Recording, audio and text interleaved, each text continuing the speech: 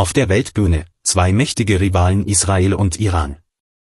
Bei diesem Vergleich der militärischen Kräfte dieser beiden Länder werden wir nicht nur Zahlen betrachten, sondern auch technologische Überlegenheit, strategische Vorteile und Abschreckungsfaktoren analysieren. Doch wer würde in einem Krieg siegen?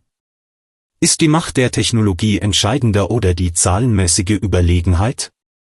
Schauen wir uns jetzt die militärische Stärke dieser Giganten genauer an. Erster Abschnitt: Kampfflugzeuge Vergleich Israel und Iran. Iranische Kampfflugzeuge 186. Israelische Kampfflugzeuge 241. Israel liegt sowohl in der Anzahl als auch in der technologischen Überlegenheit vorne. Israels F-35 können Angriffe über große Distanzen durchführen, ohne vom Radar entdeckt zu werden. Außerdem verfügt Israel über eine Luftwaffe, die mit fortschrittlicher elektronischer Kriegsführung und Radarsystemen ausgestattet ist. Der Iran setzt hingegen größtenteils auf ältere Modelle wie MiG-29 und F-14 und versucht, diese zu modernisieren. Technologisch hinkt der Iran jedoch hinterher. Im Falle eines Krieges, Israel wird durch seine starke Luftüberlegenheit und präzisen Angriffe dominieren. Der Iran könnte versuchen, mit defensiven Strategien entgegenzuwirken, jedoch stellen die technologischen Defizite einen erheblichen Nachteil dar. Zweiter Abschnitt: Transportflugzeuge Vergleich Israel und Iran. Iranische Transportflugzeuge 86. Israelische Transportflugzeuge 12. Der Iran hat einen erheblichen Vorteil in der Anzahl von Transportflugzeugen. Israel setzt jedoch auf modernere und vielseitigere Plattformen wie den C-130 Hercules, die sich in schnellen logistischen Einsätzen und strategischen Missionen bewährt. Der Iran nutzt ältere sowjetische Flugzeuge für groß angelegte logistische Operationen. Im Falle eines Krieges, Israels moderne Flugzeuge ermöglichen effektivere und langanhaltendere Operationen, während die zahlenmäßige Überlegenheit des Irans die technologischen Rückstände möglicherweise nicht ausgleichen kann. Dritter Abschnitt: Gesamtanzahl der Flugzeuge Vergleich Israel und Iran. Gesamtanzahl der iranischen Flugzeuge 551. Gesamtanzahl der israelischen Flugzeuge 612. Israel hat sowohl in der Anzahl als auch in der Technologie die Oberhand. Dank moderner Kampfjets wie der F-35 und fortschrittlicher Radarsysteme ist Israels Luftwaffe weitaus effizienter. Der Iran bleibt mit älteren sowjetischen und amerikanischen Flugzeugen in diesem Bereich zurück. Im Falle eines Krieges, Israels moderne Flugzeuge verschaffen im Bereich der Präzisionsangriffe und Luftüberlegenheit einen Vorteil, während sich der Iran auf Verteidigungsstrategien konzentrieren müsste. Vierter Abschnitt: Kampfhubschrauber Vergleich Israel und Iran. Iranische Kampfhubschrauber 13. Israelische Kampfhubschrauber 48. Israels Apache A-64 Hubschrauber bieten durch ihre hohe Feuerkraft und fortschrittliche Technologie einen großen Vorteil. Der Iran setzt hingegen auf ältere A-1 Cobra Hubschrauber und hat Schwierigkeiten, mit den modernen Kriegsbedingungen mitzuhalten. Im Falle eines Krieges, Israels Kampfhubschrauber würden durch ihre Schnelligkeit und Präzision effektiv gegen feindliche Panzerkräfte vorgehen, während die iranischen Hubschrauber auf Verteidigungsoperationen beschränkt wären. Fünfter Abschnitt: Hubschraubervergleich Israel und Iran. Gesamtanzahl der iranischen Hubschrauber 129. Gesamtanzahl der israelischen Hubschrauber 146. Israels Hubschrauber sind mit modernen Radarsystemen und Nachtsichtgeräten ausgestattet und bieten dadurch bei vielseitigen Einsätzen einen Vorteil. Der Iran setzt auf eine veraltete Hubschrauberflotte und bleibt in diesem Bereich technologisch zurück. Im Falle eines Krieges, Israels moderne Hubschrauberflotte ermöglicht schnelle Reaktionen und strategische Operationen, während die iranischen Hubschrauber hauptsächlich auf Verteidigungs- und logistische Unterstützung beschränkt bleiben könnten. Sechster Abschnitt: Flugzeugträger und U-Boote Vergleich Israel und Iran. Anzahl der Flugzeugträger, beide Länder 0. Anzahl der iranischen U-Boote 18. Anzahl der israelischen U-Boote 5. Obwohl Israel weniger U-Boote besitzt, sind seine Dolphin-Klasse-U-Boote technologisch überlegen. Diese U-Boote können nukleare Sprengköpfe transportieren und zeichnen sich durch ihre Tarnfähigkeiten aus. Der Iran besitzt mehr U-Boote, die jedoch älterer Technologie entsprechen und hauptsächlich für Küstenverteidigung und asymmetrische Operationen ausgelegt sind. Im Falle eines Krieges, Israel hätte einen Vorteil bei Langstreckenoperationen und verdeckten Angriffen, während der Iran bei Küstenverteidigung und Kurzstreckenseeoperationen effektiver sein könnte. 7. Abschnitt: Flottenvergleich Israel und Iran. Iranische Flotte, 101 Schiffe. Israelische Flotte, 114 Schiffe.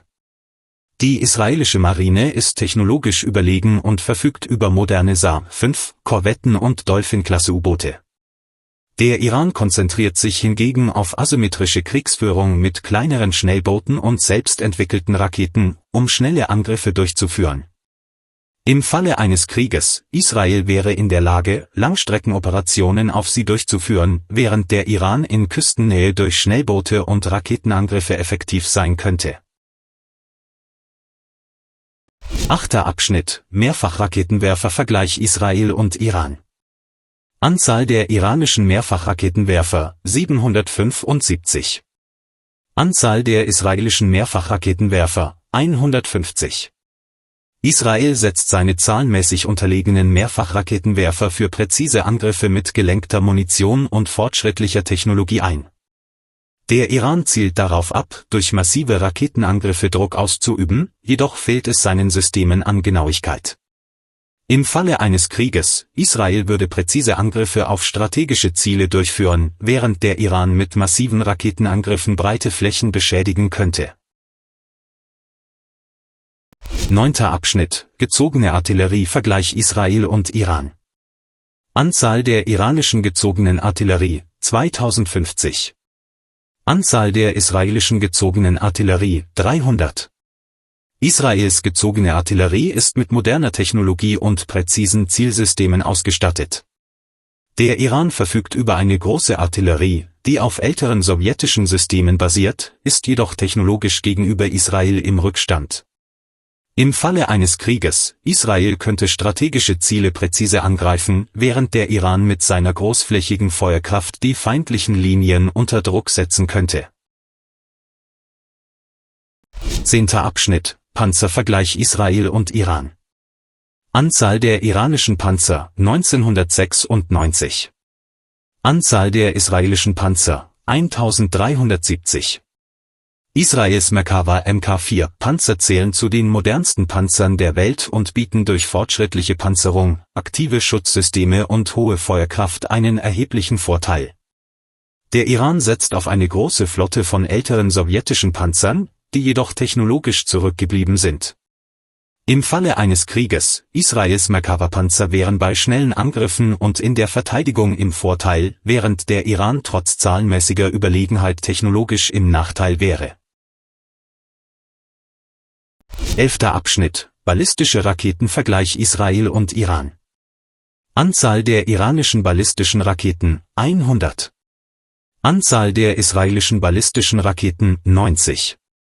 Obwohl der Iran in der Anzahl der ballistischen Raketen einen leichten Vorteil hat, sind Israels Jericho-II-Raketen weiterreichend und haben die Kapazität, nukleare Sprengköpfe zu tragen. Die iranischen Shahab-3 und Garde-Raketen sind auf regionale Bedrohungen ausgerichtet, während Israel eine globale strategische Abschreckung bietet. Im Falle eines Krieges, Israels ballistische Raketen würden durch ihre nukleare Kapazität eine strategische Überlegenheit bieten. Der Iran könnte regionale Ziele angreifen, wäre jedoch durch den Mangel an nuklearer Kapazität benachteiligt. 12. Abschnitt: Nuklearwaffenvergleich Israel und Iran. Iranische Nuklearwaffen, 0. Israelische Nuklearwaffen, 90, geschätzt. Obwohl Israel seine nukleare Kapazität nicht offiziell bestätigt, wird angenommen, dass es etwa 90 nukleare Sprengköpfe besitzt. Der Iran behauptet, keine Atomwaffen zu entwickeln, doch sein Atomprogramm bleibt umstritten. Im Falle eines Krieges, Israels nukleare Abschreckung würde eine strategische Überlegenheit gewährleisten. Der Iran wäre aufgrund des Fehlens von Atomwaffen verwundbar. 13. Abschnitt: Aktive und Reservestreitkräfte Vergleich Israel und Iran. Aktive Streitkräfte im Iran 610.000. Aktive Streitkräfte in Israel 170.000. Reservestreitkräfte im Iran 350.000. Reservestreitkräfte in Israel 465.000. Israel liegt in der Anzahl der aktiven Streitkräfte zurück, gleicht diesen Nachteil jedoch durch fortschrittliche Technologie und hohe Ausbildung aus. Der Iran setzt auf eine große Anzahl von aktiven und reservierten Streitkräften. Im Falle eines Krieges, Israels technologische Überlegenheit ermöglicht schnelle und effektive Einsätze. Der Iran könnte auf seine zahlenmäßige Überlegenheit und die Fähigkeit zu einem langwierigen Krieg setzen. 14. Abschnitt: Detaillierte Analyse der aktiven Streitkräfte und ihre Auswirkungen auf den Kriegsverlauf. Israel würde durch seine technologische Überlegenheit und schnelle Einsatzfähigkeit in den frühen Kriegsphasen im Vorteil sein. Der Iran hingegen zielt darauf ab, den Krieg durch seine großen aktiven Streitkräfte und asymmetrische Kriegsführung in die Länge zu ziehen. Im Falle eines Krieges, Israel könnte durch strategische Angriffe in kurzer Zeit große Fortschritte erzielen. Der Iran würde auf seine zahlenmäßige Überlegenheit und regionale Verteidigungslinien setzen. 15. Abschnitt: Vergleich der Verteidigungsbudgets. Iranisches Verteidigungsbudget 10 Milliarden US-Dollar. Israelisches Verteidigungsbudget 24 Milliarden US-Dollar. Israel investiert einen Großteil seines Budgets in Hochtechnologie- und Modernisierungsprojekte, während der Iran einen Großteil seines Budgets in ballistische Raketen und asymmetrische Kriegsstrategien steckt. Israel nutzt außerdem amerikanische Unterstützung, um sein Budget effizienter zu verwenden, während der Iran auf inländische Produktion und seine Verbündeten angewiesen ist. Ergebnis: Israel gewinnt durch Investitionen in moderne Technologien und die Verteidigungsindustrie die Oberhand, während der Iran sich auf asymmetrische Kräfte mit einem begrenzten Budget konzentriert. 16. Abschnitt: Strategische Abschreckung und Verteidigungskapazitäten. Israel hat durch nukleare Abschreckung und fortschrittliche Verteidigungssysteme wie Iron Dome einen strategischen Vorteil. Der Iran versucht, Abschreckung durch ballistische Raketen und asymmetrische Kriegsstrategien zu erreichen. Im Falle eines Krieges, Israels schnelle Eingreifkapazitäten und nukleare Abschreckung könnten den Krieg zu seinen Gunsten wenden. Der Iran würde versuchen, durch regionale Allianzen und asymmetrische Kriegsführung Widerstand zu leisten. 17. Abschnitt: Die operativen Auswirkungen der Verteidigungskapazitäten und der Einfluss regionaler Allianzen auf den Kriegsverlauf. Israel hat seine Verteidigungskapazitäten durch fortschrittliche technologische Systeme und schnelle Eingreifkräfte gestärkt. Iron Dome und Arrow-Systeme bieten effektiven Schutz gegen feindliche Raketen, während F-35 Kampfflugzeuge und Drohnen strategische Überlegenheit verschaffen. Israels Cybersicherheitsfähigkeiten erhöhen zudem den operativen Erfolg. Der Iran setzt auf eine Verteidigung, die auf ballistischen Raketendrohungen und asymmetrische Kriegsstrategien basiert. Sharp 3 und Garde-Raketen stellen eine Bedrohung für strategische Ziele in der Region dar. Durch Verbündete wie die Hisbollah und andere Milizen führt der Iran indirekte Angriffe durch und versucht, den Krieg auf mehrere Fronten auszubeuten. Regionale Allianzen: Israel stärkt seine militärische Macht durch Allianzen mit den USA und einigen arabischen Ländern, während der Iran den Krieg durch Verbündete wie die Hisbollah, Syrien und andere schiitische Milizen auf eine mehrfrontale Ebene bringt. 18. Abschnitt: Der Einfluss der wirtschaftlichen Macht auf den Kriegsverlauf.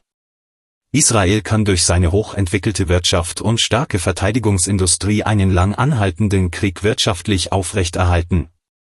Die Unterstützung der USA und die auf Export basierende Verteidigungsindustrie stärken die wirtschaftliche Widerstandsfähigkeit Israels. Besonders die Verteidigungsindustrie, mit Systemen wie Iron Dome und F-35 Kampfflugzeugen, stellt eine wichtige wirtschaftliche Quelle dar. Der Iran stützt sich auf seine Energieressourcen und die inländische Produktion. Öl- und Gasausfuhren sind eine wichtige Einkommensquelle, jedoch sind diese aufgrund internationaler Sanktionen eingeschränkt. Ein langwieriger Krieg könnte die ohnehin fragile Wirtschaft des Irans weiter schwächen. Langzeitkriegeffekt: Israel könnte aufgrund seiner starken wirtschaftlichen Grundlage langfristig durchhalten, während der Iran durch Sanktionen und technologische Defizite wirtschaftliche Schwierigkeiten erleben könnte.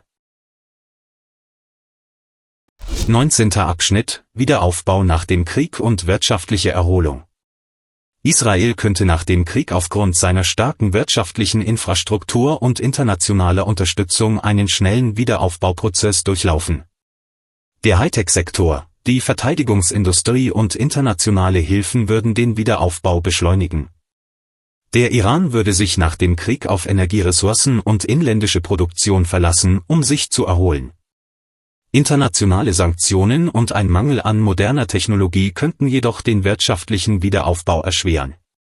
Ergebnis: Israel hat die Kapazität, sich nach dem Krieg aufgrund seiner starken wirtschaftlichen Grundlagen, internationaler Hilfen und fortschrittlicher Technologie schnell zu erholen. Der Iran hingegen würde aufgrund von Sanktionen und eingeschränktem Zugang zu Technologien einen schwierigeren Wiederaufbauprozess durchlaufen. Der Iran könnte sich auf inländische Produktion und Einnahmen aus Energiequellen stützen, doch im Vergleich zu Israel würde der Erholungsprozess länger dauern.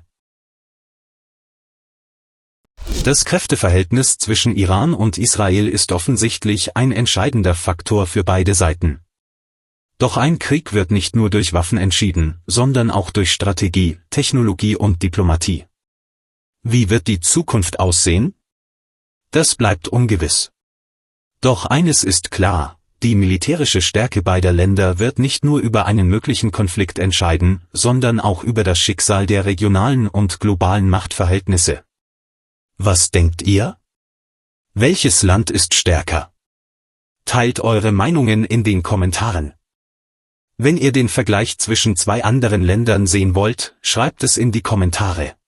Wenn Sie mein Video bis hierhin angeschaut haben und immer noch nicht meinen Kanal abonniert haben, abonnieren Sie bitte und vergessen Sie nicht, die Benachrichtigungsglocke einzuschalten. Wenn euch meine Videos gefallen und ihr keine neuen Videos verpassen möchtet, abonniert doch bitte meinen Kanal, so seid ihr immer auf dem neuesten Stand, was die Welt der gepanzerten Fahrzeuge betrifft.